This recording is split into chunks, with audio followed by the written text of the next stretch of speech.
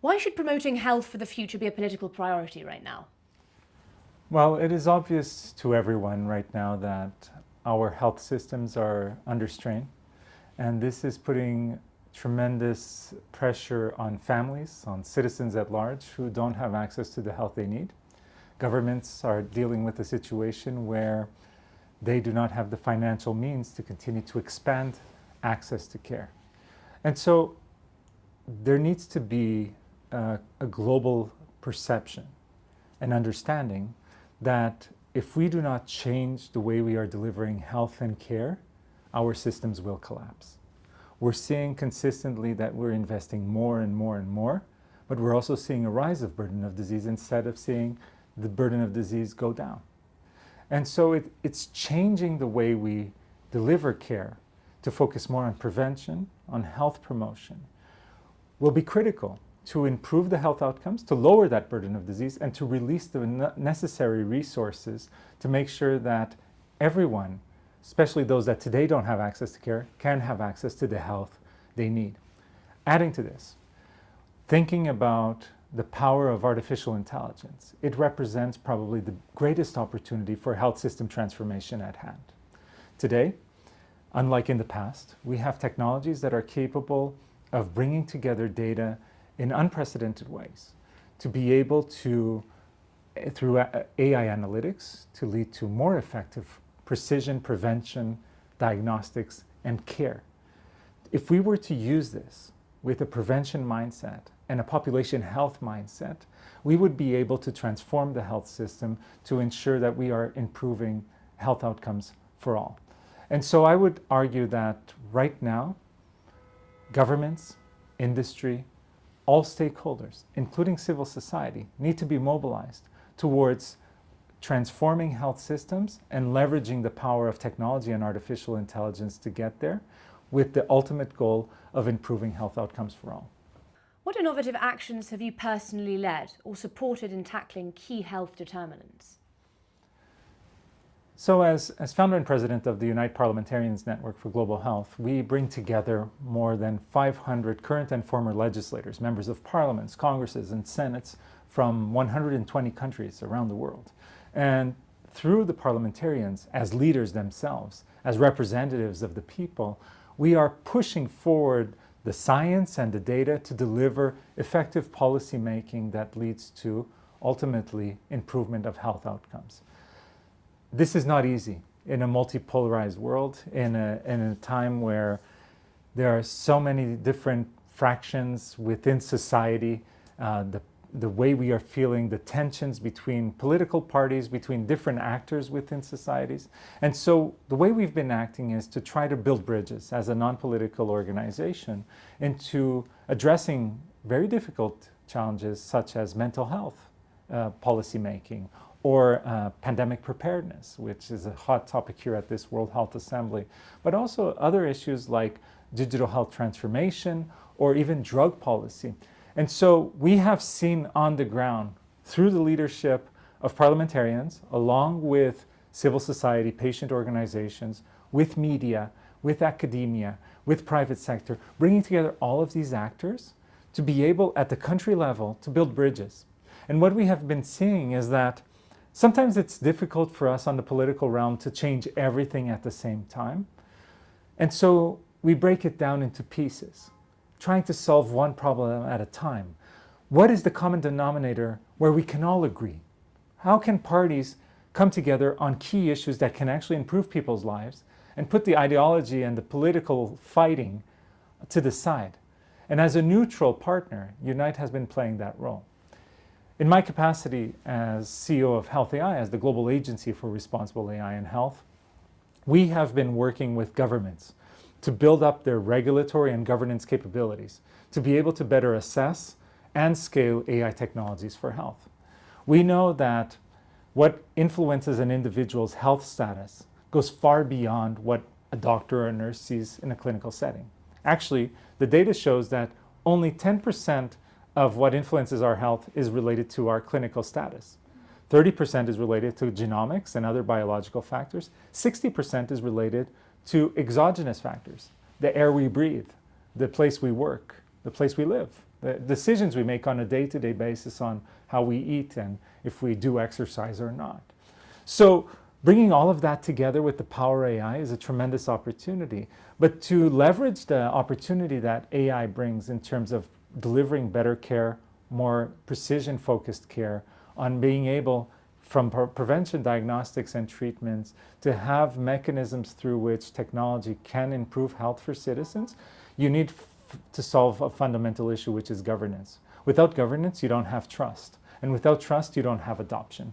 And so we're trying to address these different health determinants by leveraging the power of technology, by making sure that governments are creating the fertile ground for the technologies to be effective, but also equally safe, and therefore building the trust that will allow them to scale and hopefully reach the people that need them the most. In your view, what are the most pressing challenges ahead, especially in ensuring fairness and equality? At HealthAI, we are very concerned about issues like fairness and equality because, as you know, artificial intelligence is built on models that depend on the data they are fed. The truth is many data sets are not fully representative of the global population. And this leads to what we can call bias. And therefore, if we are developing technology that is only based on the reality of part of the population, the technology will only serve part of the population, which means that the divide that already exists socially, or even the digital divide that already exists between a more privileged part of the population and a most vulnerable part of the population, with AI has the risk of actually widening. And so that's why governance is so important. That's why we're working with governments to address this challenge, because we need to avoid that AI actually leads to widening the gap within society. So ultimately, artificial intelligence can either be the greatest equalizer of our time or the greatest divider. It depends on us. It depends on our capacity to put in the right data governance, to put in the right governance mechanisms, to make sure that when we focus on the real world evidence, on the outcomes that come out from using these technologies, that it is benefiting those that need it the most, be it the person that has access to the high-end center hospital in a city, to the person in the most rural part of the continent of Africa. And that's part of our mission. And of course, when we think of this from a political angle, the issue of equity and fairness is key. And the truth is, parliamentarians are elected to represent the people, and therefore they are, I would say, even more than governments, the true voice of those that are voiceless, that many times do not have a voice to speak up for themselves. And it is the first responsibility of a government and of policymakers to support and work with those that are in most vulnerable conditions. Because if we're able to solve health for those that live in more vulnerable situations, we will see a rising tide where everyone can benefit. And so that's the first mission of any politician in this space. And so through the UNITE Parliamentarians Network, we always make sure that the issues of fairness and equity are put in place as we position ourselves as political translators, trying to put science into practice through legislation and policies. How can the world's key political leaders at home, abroad, and at the next summits of the G7, G20, and the UN best help? We need political leaders to understand that we are living in a complex world that they know very well is leading to divisions, not only among different countries, but also within countries. These divisions are bad for governments because they lead to social tensions, which leads to challenges, including on the health front, be it from physical health to mental health. But it's also bad for business, as it leads to more difficult access to markets and therefore less growth and therefore less resources to distribute among populations, leading to inevitably to situations where more people will be left behind. So we need our leaders to be more compassionate, more humanistic, if you will, more human-centric, in the sense that we need them to understand that they need to refocus on what truly matters. For this to happen, we have to build bridges. We have to find common denominators. We have to build coalitions of the willing. In an age where multilateralism is truly under strain and some even being highly challenged moving forward. I believe that political leaders have an opportunity then to work with their like-minded governments and policymakers from across the world to form new ways of working, new forms of coalition. We have to understand that the old ways of the 20th century perhaps are not fit for purpose in this 21st century, and that citizens demand more from us. They demand more in terms of transparency, they demand more in terms of accountability, they demand more in terms of results that reflect into their own lives. And so that kind of effort, I think, is one that will need that kind of effort will force us to rethink the way we do our jobs, be it in civil society or NGOs, to academia, to governments and private sector.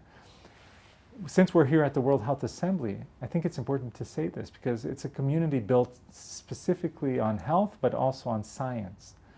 Scientists, international organizations like the World Health Organization have always worked on the premise that if you present the best data and evidence, others will follow. That does not work anymore. It's not enough. We need to translate science in a way where it is politically effective. And that is something that demands a new skill set of communication, a new skill set of ways of interaction, of coalition building. And so it's a new age that will force all of us as actors in the global health arena to reposition ourselves, but never forgetting that our ultimate goal is to improve health outcomes for everyone, wherever they may be. And if we are obsessive on reaching that goal of improving health for all, I'm sure we can overcome the many obstacles we are facing today.